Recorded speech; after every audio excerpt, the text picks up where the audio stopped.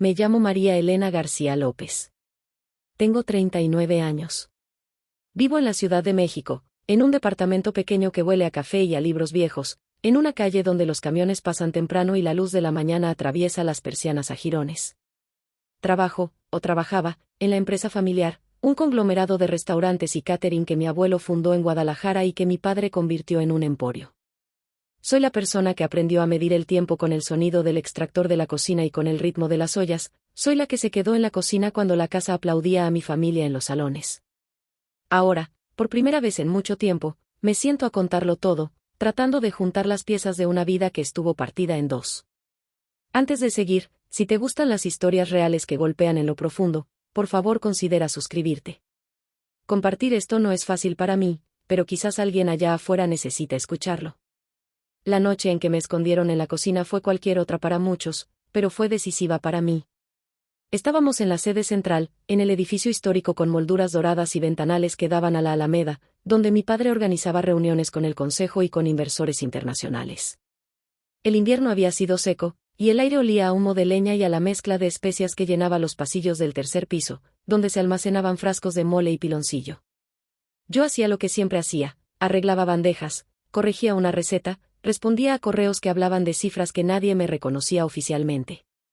Mi nombre no aparecía en tarjetas. En papeles formales, era personal operativo o consultora externa, según sus conveniencias. En la familia, sin embargo, era la hija que sabía manejar la cocina central, la que había puesto manos y cuerpo en cada lugar cuando había que arreglar un desastre antes de una inauguración. Pero esa noche, cuando llegó la delegación de socios extranjeros y con ellos un hombre alto que dijeron ser el nuevo CEO interino, alguien decidió que yo no debía estar ante ellos. Recuerdo la voz de mi hermana, Julieta, que era buena para las sonrisas en público y para cerrar tratos con un apretón de manos firme. Me llamó al corredor con un tono que mezclaba urgencia y diplomacia. María, ven, quédate un rato en la cocina, por favor. No te preocupes, ya vuelvo. No pensé mucho, entré con la estufa encendida, con la olla de consomé hirviendo, con las manos calientes por el vapor, y la puerta se cerró detrás de mí con un clic que sonó como una sentencia. Desde atrás de la puerta oí voces, el tintinear de copas, el maquillaje de las risas. Sentí el frío en las palmas, ese frío que te advierte que vas a contener la respiración durante un tiempo. El comedor principal estaba iluminado con arañas y velas, las conversaciones tenían ese tono ceremonioso cuando se fragua un acuerdo. Yo, en cambio, tenía frente a mí una mesa de trabajo con harina, un delantal manchado y el conocimiento de que mi lugar allí había sido decidido por otros. Me escondieron en la cocina, y con eso intentaron dejar fuera la verdad. Si esto te está resonando hasta ahora, un me gusta ayuda a que más personas escuchen historias así. No es solo vanidad, a veces las historias de cocina y de silencio salvan a quien necesita sentirse menos sola. Mientras me quedaba entre cacerolas y toallas, mis manos comenzaron a temblar. No era solo el frío, era el peso de años en los que me enseñaron a desaparecer cuando las luces eran para mi apellido. Mi padre, en sus buenos momentos, decía que yo era la guardiana de la receta, que sin mi el mole no tenía alma. Pero en papel, en presentaciones y en mesas de juntas, la guardiana no existía. Mi hermana ocupaba el espacio donde mi nombre podría estar. Mi madre, cuando estaba, sonreía con esa mezcla de culpa y conformismo que tiene la gente acostumbrada a sobrevivir con pactos silenciosos. Dentro de la cocina, los sonidos eran otro lenguaje, el zumbido del refrigerador, el golpeteo de una cuchara contra el borde de una olla, el crujir de las empanadas al primer minuto en el aceite. Todo eso me anclaba. Pensé en la primera vez que me ocultaron, cuando era niña, una discusión entre adultos, una puerta cerrada, mi cuerpo joven doblándose detrás de un armario para no escuchar. El olor de los frijoles cocidos me llevó de golpe a aquella tarde en que intenté ser visible y recibí una bofetada de palabras, no es tu lugar, María. Esa frase me había seguido como una sombra. La reunión arriba se alargó. En un momento, escuché unos pasos en la cocina, no los míos, y la voz grave de un hombre que había llegado con los extranjeros, el nuevo CEO que decían venía a ordenar y a modernizar. ¿Dónde está la verdadera jefa aquí?, preguntó sin rodeos, y mi corazón dio un vuelco que me sacudió hasta los huesos. No era una pregunta retórica, era una búsqueda. En silencio, sostuve una olla para que no hiciera ruido, y la respiración me pareció demasiado alta. Si alguien hubiese abierto la puerta en ese instante, habrían descubierto no solo mi presencia física sino décadas de silencios. Afuera, La atención se centraba en papeles oficiales y en un futuro de balances y contratos. Adentro, la pregunta resonó en un lugar que no tenía nombre público: ¿quién mandaba realmente? No pude evitar pensar que, a pesar de todo, mi oficio y mis decisiones llevaban años sosteniendo la operación. Yo había diseñado menús, improvisado menús durante una crisis de suministros, despedido a proveedores con voz firme cuando hacía falta. Mis decisiones sostuvieron en lo práctico lo que los nombres escribían en las actas. Aquella noche, cuando por fin me dejaron salir, había una sensación distinta en el ambiente, una duda plantada. Mi padre habló con severidad y con el tono protector que tiene el que hace negocios con familia: no hay problema, todo está bajo control. Pero la pregunta del alto ejecutivo había abierto una rendija por la que se coló algo que ya no podrían cerrar: la posibilidad de que la verdadera jefa no fuera quien las tarjetas de presentación anunciaban. Si algo aprendí en la cocina de mi infancia fue a leer rostros a contraluz. Mi madre tenía una manera de esconder miedo bajo sonrisas pequeñas, mi padre tenía una voz que se llenaba de negocios y vacíos. Cuando era niña, me sentaba en la mesa de la cocina y observaba cómo mi abuela amasaba tortillas con manos que olían a comino. Ella no tenía necesidad de nombres oficiales, su autoridad era la fuerza callada del trabajo. Con ella aprendí que el poder también puede ser invisible, tejido con recetas y con gestos que nadie reclama en un acta.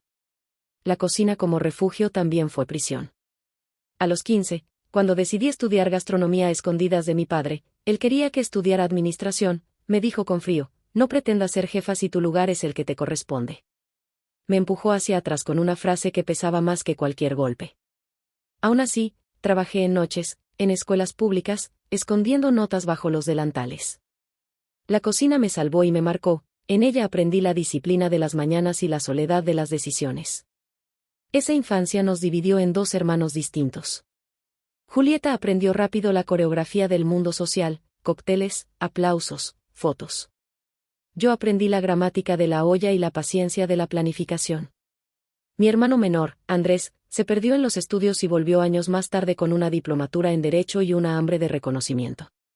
El triángulo entre nosotros estuvo siempre lleno de combustible, cada elección que hacía uno impactaba al otro. Recuerdo una escena que resume la dinámica familiar: era julio, calor húmedo, y mi padre anunció una oferta para abrir 12 sucursales nuevas. Julieta se presentó con una propuesta pulcra, con números y promesas. Yo traje notas de sabor, pruebas de menú, proveedores locales. En la reunión me dijeron gracias, y me invitaron a continuar en la cocina. Más tarde descubrí que algunas de mis recetas estaban en la propuesta de Julieta, transformadas y presentadas como ideas propias. Llamarla traición entonces fue decir lo obvio. Llamar la familia fue decir lo que duele. Al paso de los años, la negligencia emocional se convirtió en abuso cotidiano. No había golpes físicos frecuentes, pero había una estrategia más dañina: el silencio, la crítica velada, los menosprecios en privado que te hacen dudar hasta del sabor de la comida que preparas. Aprendí a contener lágrimas detrás del extractor, a dejar que el vapor llevase mis voces a un lugar donde nadie me encontrara. Dormí con la boca seca por la culpa, con la sensación de que todo lo que hacía nunca sería suficiente para reparar una herida que no sabía cómo nombrar. Un episodio que me persigue ocurrió en mi segundo matrimonio, una unión que intenté como fuga. Se llamó Manuel, hombre correcto con manos suaves que prometía una calma que no llegó. Me encontré repitiendo patrones, ocultando llamadas, minimizando mi papel en la empresa, disculpándome por ocupar espacio. La noche en que me abandonó, el vacío fue como un horno apagado: no calentaba, no daba vida. El divorcio dejó un olor a papel mojado en los cajones y una cuenta bancaria más pequeña. Desde entonces me prometí que nunca volvería a ser invisible por amor o por miedo. En la cocina del edificio central, mis manos estaban tan entrenadas que hacían cosas sin que yo supiera por qué: pelar, cortar, mezclar, corregir. Pero por más que mi trabajo tuviera efectos visibles, clientes satisfechos, restaurantes llenos, cuando los focos llegaban, se orientaban a quienes sabían cómo ponerse una corbata. Me escondieron porque era más cómodo para ellos: una mujer competente en la cocina era mejor vista fuera del podio. Si esto te está pegando, si sientes esa punzada de reconocimiento, por favor comparte en los comentarios. A veces leer a otra persona significa que no estamos solas. Estoy leyendo todo. La pregunta del CEO: ¿dónde está la verdadera jefa aquí?, corrió por los pasillos como un rumor que necesita respuesta. Algunos dijeron que fue una metida de pata del recién llegado, otros, que se trataba de una búsqueda honesta de liderazgo. Mi hermana, como siempre, respondió con una sonrisa que pretendía apagar llamas. Mi padre contrajo los labios y miró hacia los ventanales como si el aire pudiese quitarle la incomodidad. Ese malestar generó reacciones distintas. Por un lado, mi hermano Andrés vio una oportunidad para ascender, para ser el rostro que faltaba en las actas.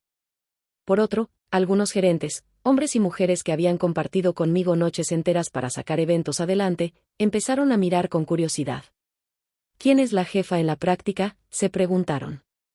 En los pasillos, la gente que antes me saludaba con un gesto corto comenzó a detenerse más tiempo. Las preguntas pequeñas se volvieron puentes. Pero no todo fue alivio. Los secretos del pasado empezaron a aparecer. Un proveedor que yo había protegido por años fue reclamado por Julieta como su idea. Documentos se ajustaron, facturas recalculadas, y en una reunión interna alguien dejó caer un comentario sobre una transferencia irregular que, según las actas, había salido de un fondo de la empresa hacia una cuenta desconocida. La sospecha plantó la semilla de la desconfianza. Mi cuerpo lo sintió todo, las noches de insomnio volvieron con intensidad. Sentía punzadas en el cuello, un nudo que no se desataba con el café. Me despertaba a las 3 de la mañana con el sabor de la sal en la lengua, creyendo oír conversaciones que ya no existían. La idea de pisar el comedor principal se fue transformando de incertidumbre a desafío. Comencé a pensar en confrontaciones concretas, papeles, testigos, nombres escritos. Pero cada paso parecía poner en riesgo más que mi reputación, ponía en juego la memoria y la estabilidad de personas que, aun equivocándose, eran mi familia. En la cocina también se cocían los recuerdos dulces, la risa de mi abuela cuando me dejaba probar masa cruda, el abrazo de una cocinera que me enseñó a templar chocolate, las recetas anotadas en papelito con tachaduras. Esos recuerdos empezaron a competir con la sensación de engaño. ¿Era justo deshacer todo solo por sentirme reconocida? ¿Podía reclamar lo que siempre había sido de facto mío sin destruir a quienes me usaban? La duda me comía con la misma intensidad que mis ganas de ser vista. Esa tierra de nadie, entre el amor y la rabia, entre la lealtad y la necesidad de justicia, fue donde me moví durante semanas. En la esquina de cada plato servido había una decisión pendiente. Cada gesto en la cocina tenía un doble sentido. Me escondieron en la cocina para que no saliera al escenario, pero la pregunta del CEO dejó abierta la posibilidad de que el escenario no fuera suficiente para ellos sin la verdad detrás de la receta. La mañana en que decidí que ya no quería seguir siendo invisible amaneció con una lluvia fina que convertía las calles en espejos. Sentí el peso del agua como una invitación a limpiar. En la cocina, alineé platos como quien prepara un documento, con intención y orden. Había recibido por correo una invitación inesperada, una reunión con el nuevo CEO y parte del consejo reducido, a las 9 de la mañana. Los nervios fueron como electricidad, podría ser una trampa o una puerta. Podía ser el momento en que me pidieran abandonar o el instante en que me ofrecieran un lugar. Me cambié el delantal por una blusa, me miré en el espejo de la oficina pequeña y respiré. Subí al salón con las manos aún perfumadas de naranja. El CEO, un hombre de unos 50 años con una mirada que intentaba ser afable, estaba acompañado por 2 miembros del consejo y por Julieta. Cuando entré, su voz volvió a hacerme sentir diminuta en público. María, ¿puedes sentarte? Queremos escuchar tu perspectiva. Fue la primera vez que esa frase salió con intención distinta a la de delegación. Mi corazón golpeó las costillas, y, sin pensarlo, conté lo que sabía, cifras de costos, problemas con proveedores, testimonios de empleados que habían sufrido recortes sin justificación. Hablé de las recetas que habían sido declaradas nuevas por gente que nunca había pasado una tarde entera curando un guiso. Hubo silencio. El CEO se inclinó, y sus ojos buscaron a mi padre, que permaneció inmóvil. Entonces, en un movimiento que aún me parece guiado por una fuerza fuera de mí, dije algo que había callado durante años: la empresa funciona porque hay manos que no aparecen en los balances. Miré a Julieta a los ojos y no vi sorpresa, vi calculadora. Extendí papeles, facturas, comunicaciones, mensajes que probaban que algunas decisiones fueron tomadas en la cocina y registradas por la contabilidad como consultorías externas. No era un arrebato, era evidencia. ¿Por qué no lo planteaste antes?, preguntó uno de los consejeros con una mezcla de reproche y curiosidad. Le respondí con la verdad que había guardado como un secreto injusto, porque cada vez que intenté ser visible se me dijo que no era el lugar de una mujer de mi posición, porque me escondieron para proteger la imagen de la familia, porque me enseñaron que la paz pública valía más que la justicia personal. Mis manos temblaban y tenía la sensación de que ese temblor secular podía contagiar a todo el edificio. La habitación se fue llenando de opiniones y estrategias. Mi hermana intentó minimizar, con una sonrisa de apariencia firme: María, tú sabes que la presentación del consejo requiere uniformidad. Pero el CEO, que había venido con el peso de un mandato de transparencia, pronunció la frase que nadie olvidará: entonces, ¿dónde está la verdadera jefa aquí? La pregunta, repetida, no tenía ya nada de retórica. Fue como si apuntara a un agujero en la realidad que yo misma desconocía que había. La reunión se convirtió en una balanza, mi palabra contra la conveniencia de décadas. Esa tarde me citaron a hablar con recursos humanos. Allí, entre muebles neutros y formularios, me ofrecieron una alternativa: un contrato formal si aceptaba mantener una línea de comunicación discreta con el consejo. Traducido, era la posibilidad de reconocimiento a cambio de silencio. La proposición me recordó las veces en que me pagaron con migajas de atención para que calara el golpe. Sentí el gusto metálico del rechazo en la boca. Decidí entonces enfrentar otro frente, hablar con las personas que habían trabajado conmigo. No quería que fuera una cruzada solitaria. Llamé a Ana, la jefa de reparto que llevaba 20 años en la empresa, y a Luis, el encargado de bodega que conocía cada caso de furtiva generosidad que había hecho por los proveedores. Sus voces eran cautelosas y cálidas. María, te debemos mucho, me dijo Ana. Había necesidad de alguien que sostuviera esto, agregó Luis. Sus testimonios fueron lo que me dio valor. No buscaba venganza, buscaba verdad. Esa misma semana, comenzaron a filtrarse rumores. Algunos miembros del consejo, al enterarse de la posibilidad de formalizar mi posición, intentaron coquetear con acuerdos que olían a patadas bajo la mesa. Mi hermano Andrés vio su oportunidad y me propuso un plan: podemos repartir la gestión, María. Tú quedas en operaciones y yo en la dirección visible. La propuesta parecía justa en la superficie, pero olía a división, me separaba de aquello que yo amaba en nombre de un equilibrio formal. En un almuerzo que tuvo la tensión de una sentencia, le dije a Andrés lo que había guardado en mis días de soledad: no quiero un lugar escondido, Andrés. No quiero ser la que pega las piezas mientras otro firma. Él me miró con una mezcla de tristeza y cálculo. María, es que la vida real no funciona como tus recetas, requiere acuerdos. Respondí que mis recetas también necesitaban acuerdos, pero no a costa de mi nombre.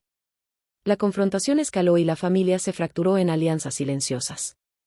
Julieta, al sentir el peligro de perder la primacía de la imagen, usó una vieja táctica: sentimentalidad pública y amenazas veladas en privado. Mi padre, que había construido su poder en el equilibrio quebradizo entre autoridad y afecto, envejecía frente a la división. Las noches fueron largas, el suelo de mi apartamento empezó a registrar marcas de insomnio. A veces me parecía que mi cuerpo estaba pagándome con dolores nuevos, nudos en la mandíbula que me impedían sonreír. El punto de quiebre llegó en un evento de prensa donde nuestra cadena lanzaba una nueva propuesta gastronómica. El CEO me pidió que subiera al escenario, pero mi hermana presionó para que yo quedara en la ceremonia como especialista técnica. Fue el intento final de relegarme a lo técnico, a lo manufacturero, mientras la otra escena se reservaba para los aplausos. En el backstage, respiré hondo y, por primera vez, ignoré las órdenes de invisibilidad. Subí al micrófono y no hablé de recetas. Hablé de las personas que cocinan, de las historias detrás del guiso, de los sueldos, de los proveedores que habían sido desplazados por la búsqueda de ganancias a corto plazo. La audiencia, periodistas, proveedores, empleados, escuchó en silencio. Cuando terminé, el CEO se acercó y, en voz baja, dijo: tienes una manera de poner el alma en lo que haces. En esa frase cabía el reconocimiento que durante años me habían negado.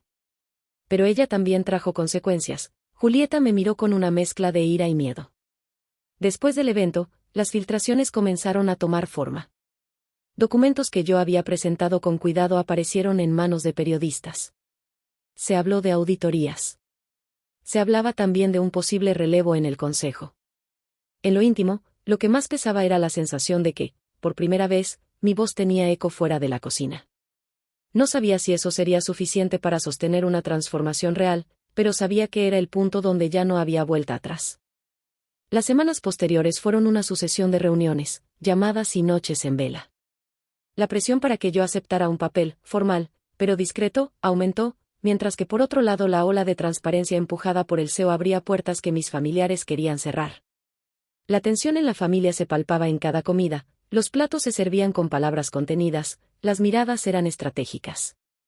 En la soledad de la noche, me pregunté cuántas veces más sería posible sostener una doble vida, la de la mujer invisible y la de la que exige reconocimiento.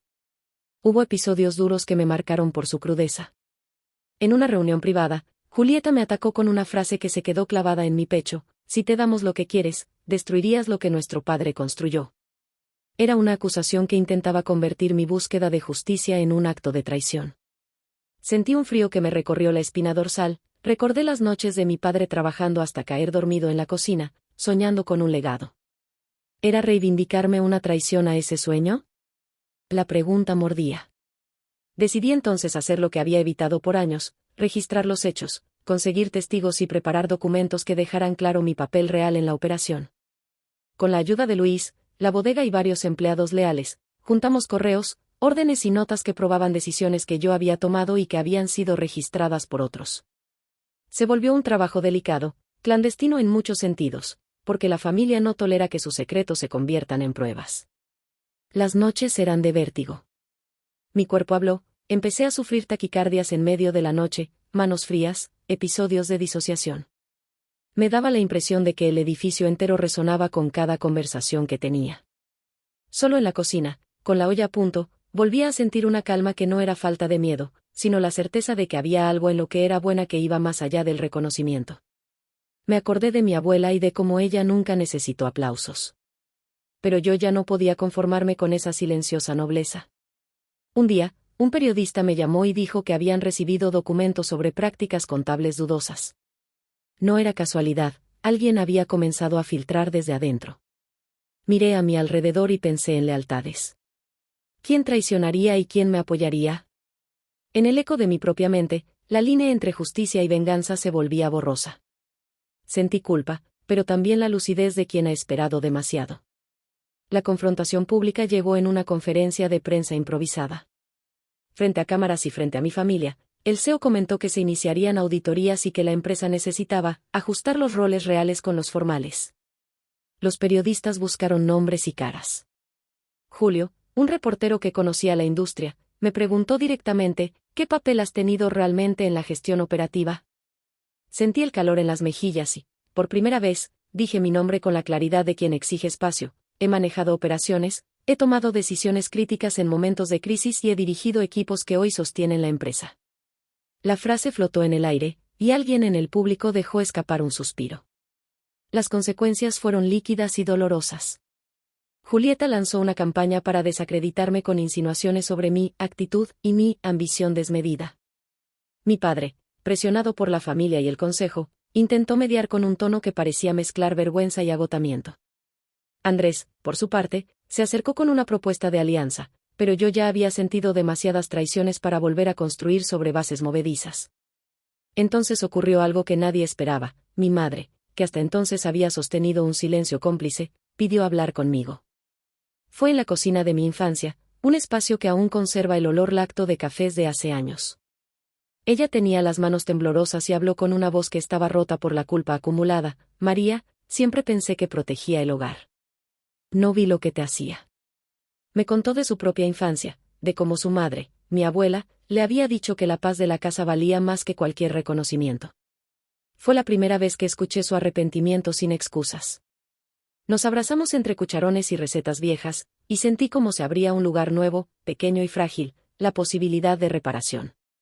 La reparación no fue inmediata ni milagrosa. Hicimos acuerdos, transparencia parcial, auditorías con supervisión externa, reconocimiento de mi puesto operativo con contrato y salario justo. Fue un avance, pero dejó heridas abiertas. La relación con mi hermana quedó marcada por la desconfianza, con mi padre, por la decepción, y con Andrés, por la distancia. Aún así, ese reconocimiento formal me permitió respirar con menos ansiedad. Podía firmar pedidos, representar a la empresa en eventos y exigir protocolos laborales que protegieran a quienes trabajan en la cocina. El precio fue alto. La exposición trajo pérdidas, clientes preocupados, proveedores que pidieron garantías y relaciones que se tensaron. También experiencia, empleados que sentían que por fin alguien los representaba con nombre y apellido. Mi cuerpo mejoró lentamente cuando las noches dejaron de ser un campo de guerra constante. La tensión no desapareció, pero aprendí a reconocer los signos de agotamiento y a pedir ayuda profesional. Empecé terapia y a trabajar con un grupo de apoyo para mujeres que han sido invisibilizadas en sus trabajos. En lo personal, el proceso me obligó a mirar antiguas heridas, el abandono de Manuel, la costumbre de ocultarme en armarios de la infancia, la tolerancia al silencio como forma de paz. Aprendí a nombrar la rabia sin convertirla en autodestrucción. La cocina, que siempre fue mi escuela, ahora se convirtió también en taller de sanación. Allí, al cocinar con un equipo que tenía voz, reparábamos además el hilo social que nos sostiene. A pesar de los avances, no todo quedó resuelto. Julieta no volvió a confiar en mí. Mi relación con mi padre quedó en un punto de tregua tensa. Y yo tuve que aceptar que algunas personas no van a cambiar por más que lo desees. Lo que sí cambió fue mi lugar en la empresa y, con eso, la posibilidad de construir protocolos que impidieran que otras personas jóvenes se escondieran detrás del delantal. Los meses siguientes fueron de ajuste, de costura lenta. Implementamos procesos de transparencia, firmamos acuerdos laborales y creamos canales para que las voces de cocina, cocineros, repartidores, asistentes, tuviesen representación en el consejo. No todo fue lineal, hubo resistencias, renuncias y reconciliaciones a medias. Pero cada paso, aunque imperfecto, fue una construcción de algo que no depende solo de un apellido sino de la gente que trabaja. Como cualquier herida, el tiempo no borró las cicatrices, pero dio textura. Aprendí que la visibilidad no es un destino sino una práctica, hay que defenderla cada día, con contratos, con presencia, con actos pequeños y constantes. Aprendí a poner límites sin sentir que traicionaba mi pasado. Mi madre y yo iniciamos una tarea conjunta, revisitar las recetas de la familia y escribir un recetario, no para venderlo, sino para recordar las historias que hay en cada platillo. Fue una forma de nombrar dónde habíamos estado y hacia dónde queríamos ir. En lo personal, decidí que no volvería a encerrarme en una relación que me hiciera invisible. Dejé atrás el rastro de la culpa y comencé a reconstruir mi vida con la gente que eligió estar. Empecé a dar clases de cocina a jóvenes con pocas oportunidades, porque entendí que muchas historias como la mía se repiten cuando no hay representación. Esos alumnos me dieron algo que ni el reconocimiento formal me hubiera dado, la certeza de que lo que se enseña en la cocina trasciende contratos, es también acto de comunidad. A veces me sorprendo a mí misma en la madrugada, con la ciudad despierta y una olla al fuego, pensando en lo que pasó y en lo que aún falta. Hay momentos de tristeza, sí, miro fotografías antiguas y siento nostalgia. Pero también hay gratitud, por las personas que me apoyaron, por las que se fueron, por las que se quedaron. Aprendí que la familia no es solo sangre y apellido, sino una red que se teje con actos que pueden ser de cuidado o de daño. Si algo quiero que te lleves de mi historia es esto: ser visible no garantiza justicia inmediata, pero la invisibilidad perpetúa el daño. No se trata de buscar venganza sino de reclamar espacio para las voces que sostienen las instituciones con su trabajo diario. Cuando el CEO preguntó ¿dónde está la verdadera jefa aquí?, no solo habló de una persona concreta, abrió una pregunta sobre quién hace el trabajo real en nuestras empresas, en nuestras casas, en nuestras vidas. Sé que muchas de ustedes y muchos de ustedes estarán escuchando con el corazón apretado, recordando situaciones parecidas. Si te resuena, comparte tu experiencia en los comentarios, leerlos me ayuda a saber que no estoy sola en esto. Y si quieres seguir escuchando historias así, no olvides suscribirte, hay cosas que necesitan ser contadas. Hoy, cuando paso por la sala de juntas, ya no siento que debo esconderme. Entro con mis manos todavía oliendo a salsa, con la memoria de las noches largas y con la calma de quien aprendió a poner límites. La familia sigue siendo imperfecta, la empresa sigue en movimiento y la ciudad sigue con sus luces que no esperan a nadie. Pero en la cocina, cuando pruebo una salsa y siento que está completa, sé que esa es la respuesta más honesta a la pregunta del CEO. La verdadera jefa es quien sostiene el plato, quien cuida las manos que lo preparan, quien no se deja convencer de desaparecer. Esa jefa soy yo y también todas las personas que, como yo, alguna vez fueron escondidas y decidieron, finalmente, aparecer. Gracias por llegar hasta aquí. Si esta historia te ayudó o te movió, un me gusta y compartir pueden ayudar a que llegue a quien lo necesita. ¿Te ha pasado algo parecido? Si quieres, cuéntamelo, estoy leyendo todo y aprender juntos es parte de sanar.